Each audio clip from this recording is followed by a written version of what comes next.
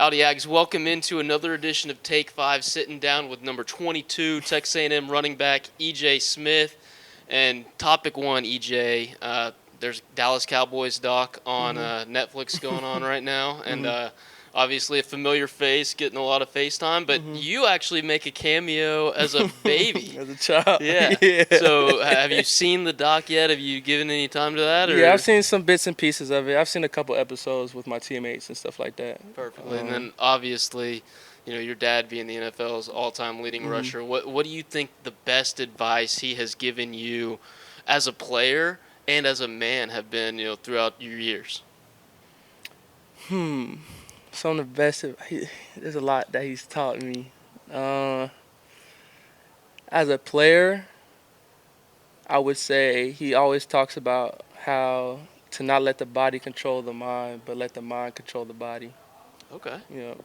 Okay. And then as a man, he always told me that football can only take you so far. So try to find a passion outside the game of football that can take you even further.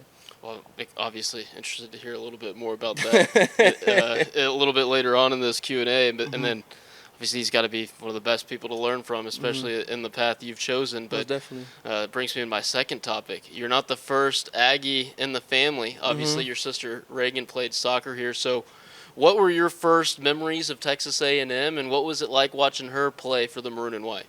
My first memory of Texas A&M.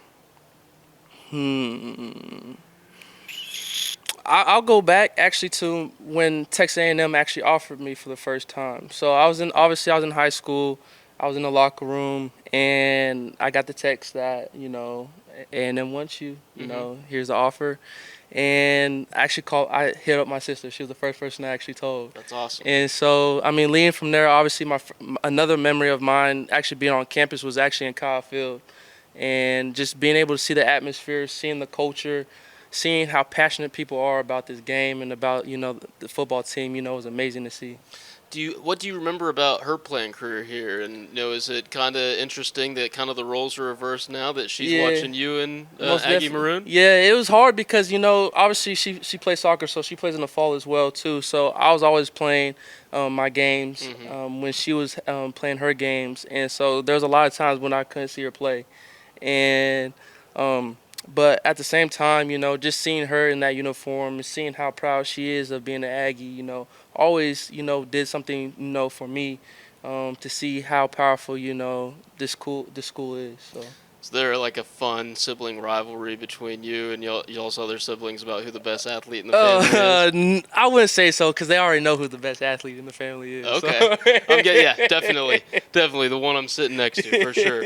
Next topic, okay? And you mentioned, you kind of teased it, right? Trying to do something after football. First school you went to in college, kind of got a reputation for being quite the impressive school. So take me through the life of a student athlete at Stanford, because we hear how demanding it is on the academic side and also the athletic side. Yeah,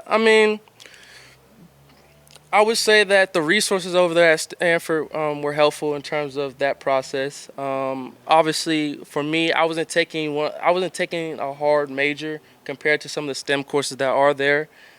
So it was a little bit easier for me to to go through some of the things that a lot of people would say were difficult. But on top of that,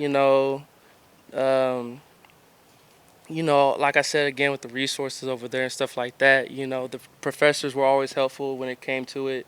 My classmates were always helpful when it came to it, and so that's really what made Stanford, easier than me just doing it on my own. I gotcha. And then kind of leads right into my next topic, transfer portal.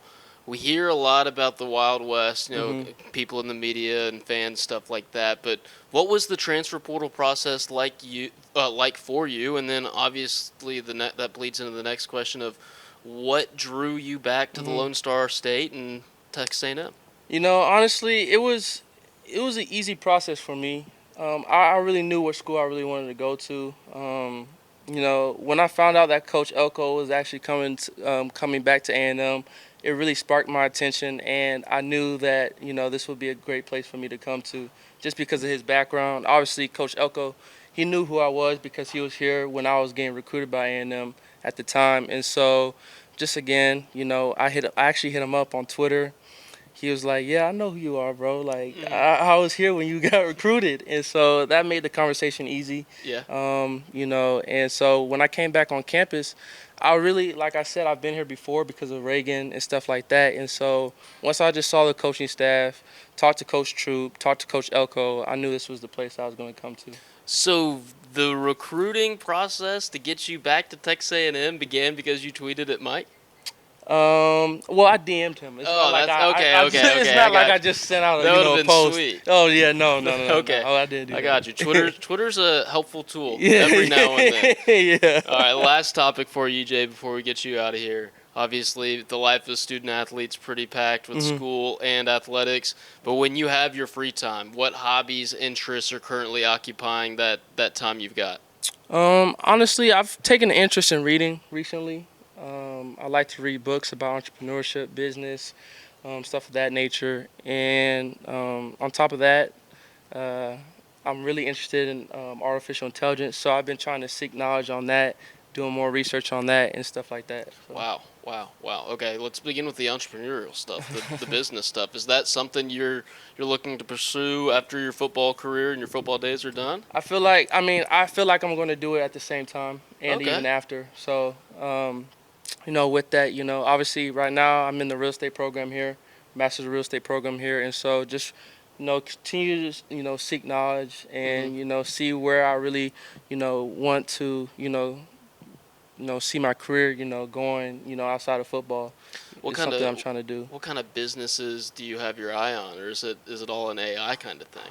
I would say a combination of I would say mergers and acquisitions, obviously real estate investing, and then on top of that, a mixture of artificial intelligence in there too. I think it's impressive that that's something you're so interested in, because you hear AI and people immediately get scared. Yeah, get scared. You're not so scared about it. I mean, I would say I am. I would say I'm concerned about it, but that's what makes me seek it, because I don't know too much about it, and so I feel like because I am afraid of it, I should seek more about it, so that fear kind of goes away. Well, EJ, I appreciate you taking the time to sit down for a few minutes. Wise beyond your years, smartest man in the room. He's Texas A&M running back number 22, EJ Smith. Appreciate you all joining us on another edition of Take 5.